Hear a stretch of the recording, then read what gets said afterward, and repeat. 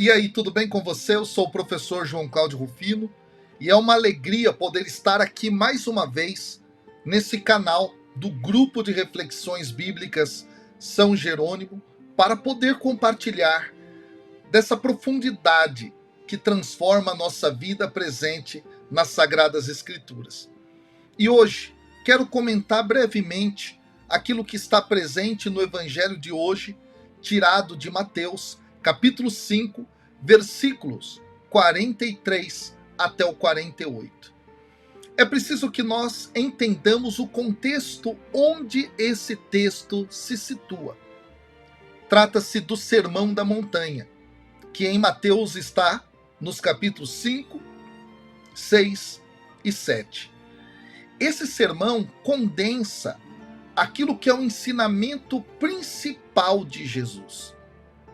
E aqui, na perícope de hoje, nesse trecho, nós temos algo muito interessante. Jesus usa a expressão, vós ouvistes o que foi dito. E ele completa, amarás o teu próximo e odiarás o teu inimigo. Ora, chama-nos a atenção o fato de que no Antigo Testamento nunca é dito para que alguém odeie o seu inimigo. Jesus usa a expressão vocês ouviram o que foi dito várias vezes dentro do Sermão da Montanha, no capítulo 5, versículo 21, no 27, 33, 38, no 43, e de alguma maneira parece que Jesus está fazendo uma referência à tradição do Antigo Testamento, porém lá não está presente essa ideia de se odiar os inimigos. Ora, de onde possivelmente isso pode ter vindo?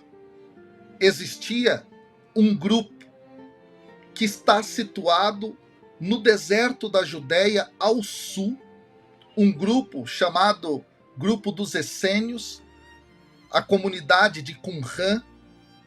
Lá eles produziram muitos escritos, e em um dos seus escritos, chamado Rolo da Guerra, há a diretriz para que os filhos das trevas fossem odiados pelos filhos da luz. E há, inclusive, um trecho em que se diz que deve-se ter uma espécie de ódio eterno por todos esses seres humanos chamados de filhos das trevas. Então aqui há um detalhe, talvez Jesus estivesse se referindo a esse tipo de pensamento? Bom, reside aqui um mistério. Fato é que Jesus vai contrapor esta ideia de se odiar até mesmo os inimigos. No versículo 44 é por isso que ele diz, eu, porém, vos digo. E aí ele dá, portanto, a ordem. A primeira delas, amai os vossos inimigos. Trata-se de um imperativo aqui. E há um detalhe fundamental para nós.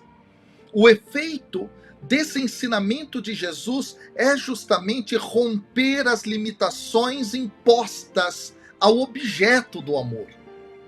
Em outras palavras, o que Jesus quer ensinar aqui é que até mesmo aqueles que querem nos agredir, nos perseguir, até mesmo eventualmente nos matar, estes devem ser também objetos do nosso amor. Nesse sentido, o amor que Jesus ensina não é um amor ligado a sentimentalismos, a emoções vazias, mas uma opção de se fazer o bem, independentemente de quem é a pessoa. E nesse sentido, Jesus quer quebrar com seu ensinamento qualquer ciclo de violência e de ódio. Qualquer ciclo onde exista conflito que possa conduzir à morte. E aí Jesus, portanto, ensina, vocês devem rezar por aqueles que vos perseguem. Trata-se de uma expressão paralela à ordem de amar os inimigos, mas no sentido de clamar até mesmo a Deus em favor dessas pessoas. Esse detalhe é maravilhoso e nos ensina a não carregarmos o ódio em nossos corações. Aí Jesus começa toda uma reflexão muito interessante a partir disso, e ele vai explicar como é que alguém se torna filho de Deus. No versículo 45, ele diz que amando os inimigos, rezando pelos perseguidores, é que as pessoas se tornam filhos do Pai que está nos céus. E como é que age esse Pai? Jesus vai dizer: ele age com amor, fazendo nascer o sol sobre bons e maus e a chuva sobre justos e injustos. Em outras palavras, aqui o que está posto no texto é que Deus age com bondade para com qualquer um. E, portanto, os seguidores de Jesus devem justamente refletir esse caráter do próprio Deus. E aí é interessante, porque no próprio Evangelho de Mateus, mais à frente, lá no capítulo 12, nos versículos 48 a 50, algumas pessoas chegam num local onde Jesus estava e dizem: olha, aí fora estão sua mãe, os seus irmãos e tudo mais. E Jesus diz assim: quem faz parte da minha família são aqueles que fazem a vontade de Deus. E qual é a vontade de Deus? Amar concretamente. Olha que coisa bonita, que coisa interessante.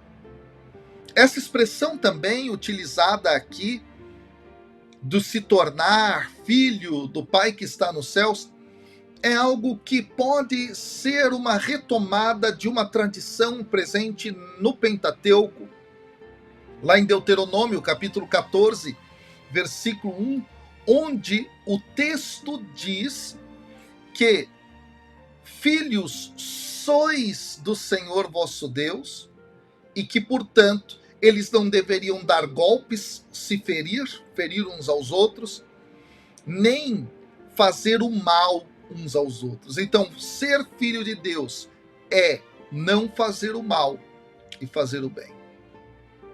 Diante dessa reflexão, Jesus vai continuar. E ele começa no versículo 46 até o 47 a fazer diversas perguntas que são perguntas retóricas. A gente já sabe quais são as respostas. Jesus então diz: olha, se vocês amam somente aqueles que vos amam, então qual é a recompensa?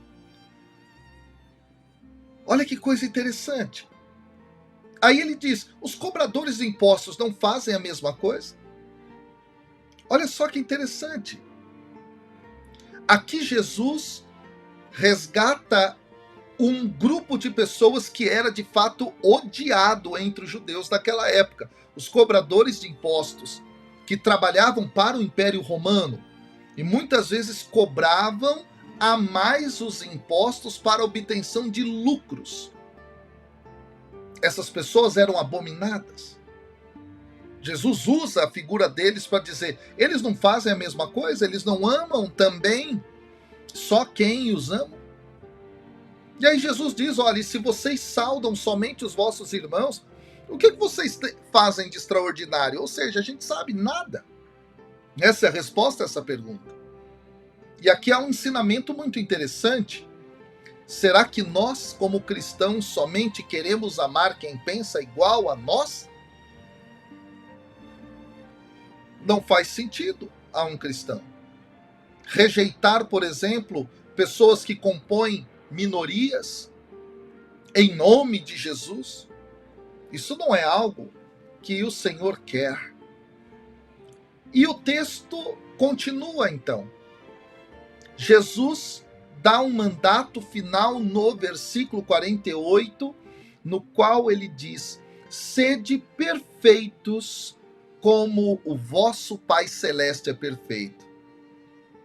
Afinal de contas, o que é que Jesus está querendo dizer? O pano de fundo desse dizer do Cristo é justamente aquilo que está presente em 3 passagens do livro do Levítico, no qual o Senhor diz: sede santos, porque eu, Senhor vosso Deus, sou santo. Trata-se nesse sentido de viver uma vida distinta, uma vida diferente, uma vida que corresponda ao querer de Deus, que tem como seu núcleo central o amor. Inclusive nessa perspectiva radical de amar o diferente, amar o opositor. Olha que coisa fantástica aqui. Agora, um último detalhe que eu gostaria de ressaltar, que é o fato de que no texto paralelo de Lucas, lá no capítulo 6, versículo 36, talvez nós tenhamos um pouco a tradução do que é esse ser perfeito. Sede, diz o texto de Lucas, misericordiosos, como também é misericordioso o vosso Pai. Ser perfeito é ser misericordioso, é olhar para os outros de forma diferente, amando da maneira mais radical possível, não apenas com sentimentos, palavras, mas com atitudes concretas. Será, e aí fica a última pergunta, que nós como cristãos estamos amando aqueles que são diferentes de nós, que têm religião diferente, que têm orientação sexual diferente, que têm filosofias diferentes, que têm políticas diferentes? No mundo de tanto ódio, esse ensinamento de Jesus precisa brilhar. Faça com que essa palavra ecoe dentro do seu coração. Que Deus te abençoe. Até o próximo vídeo.